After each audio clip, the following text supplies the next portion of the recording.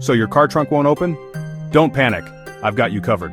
Let me walk you through some quick steps to figure out what's wrong and how to get it working again.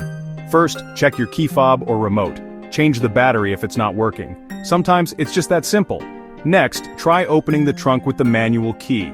If it unlocks this way, your issue is with the power or electronic release, not the lock itself. Now, if neither works, let's check the inside trunk release.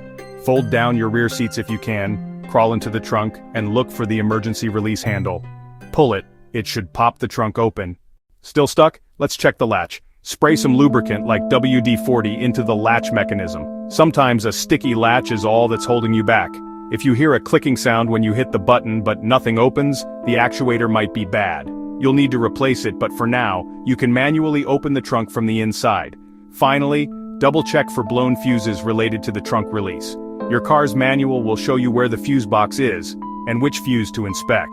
If nothing works, it's time to consult a mechanic. But most of the time you'll find the fix is quick and easy. Thanks for watching. Now go fix that trunk.